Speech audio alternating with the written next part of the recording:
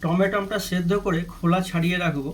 নিয়েছি কিছু রসুন, পেঁয়াজ, আদা ও কাঁচা লঙ্কা, পাকা লঙ্কা আর একটা গাজর।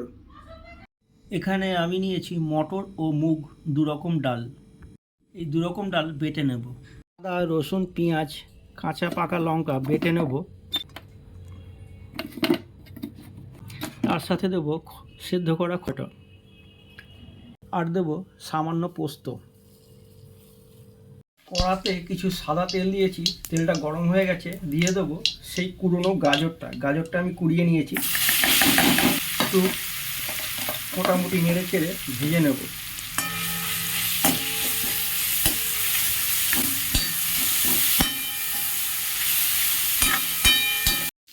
গাজরটা এখানে আমি ভেজে নিয়েছি, এবারে তুলে নেব।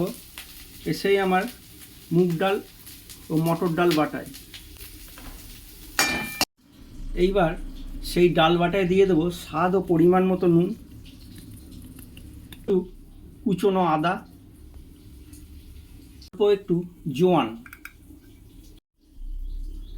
সামান্য একটু হিং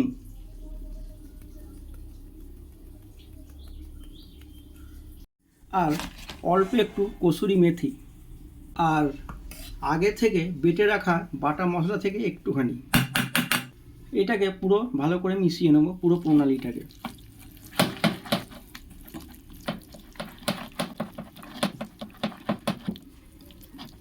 অসাধারণ একটা সুগন্ধ বেরিয়েছে। তেল গরম হয়ে গেছে, আমি বড়ার আকারে ছেড়ে দেবো।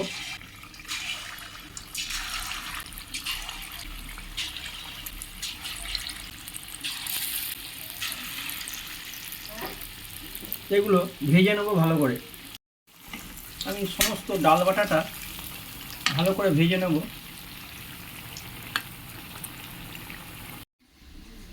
আমি সমস্ত ডাল বাটাটা বড়ার আকারে ভেজে নিচ্ছি। অন্য একটা পাত্রে তুলে নেব।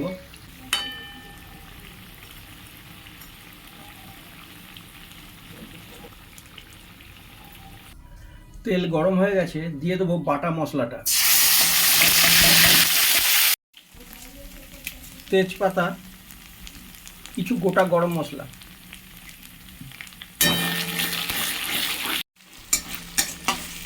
আমি কোপ্তা বা বড়াটা ভেজে নিয়েছি। গ্যাসের আঁচ মিডিয়াম করে ভেজে নিয়েছি গ্যাসের আঁচে। এটাও মিডিয়াম করে কষবো মশলাটা। মশলা থেকে তেল ছেড়ে এসেছে, দিয়ে দেবো সামান্য জল। চায়ের চামচে 1 চামচ করে হলুদ গুঁড়ো, জিরে গুঁড়ো, ধনে গুঁড়ো। গ্যাসটাকে বাড়িয়ে দেবো।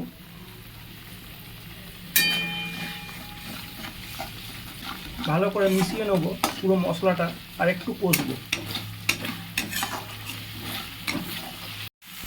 সমস্ত মশলাটা ভালো করে কষা হয়ে গেছে ও তেল ছেড়ে এসেছে, দিয়ে দেবো জল।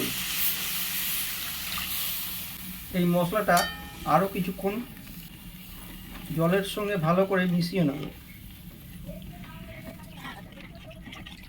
সাথে সাথে দিয়ে দেবো টক দই।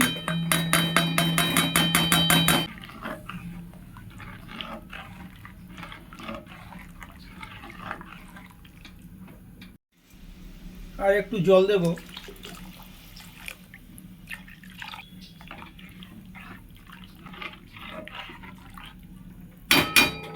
দিয়ে দেবো স্বাদ ও পরিমাণ মতো নুন।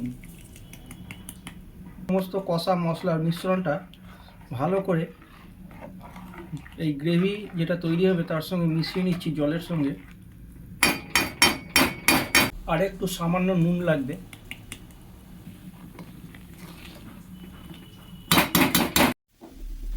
গ্রেভির মিশ্রণটা ভালো করে ফুটে গেছে, দিয়ে দেবো চিনি। এতে একটু চিনিটা বেশি দেবো, টক টক মিষ্টি মিষ্টি একটু ঝাল হবে, সুন্দর টেস্ট আসবে। মিষ্টিটা আর একটু লাগবে।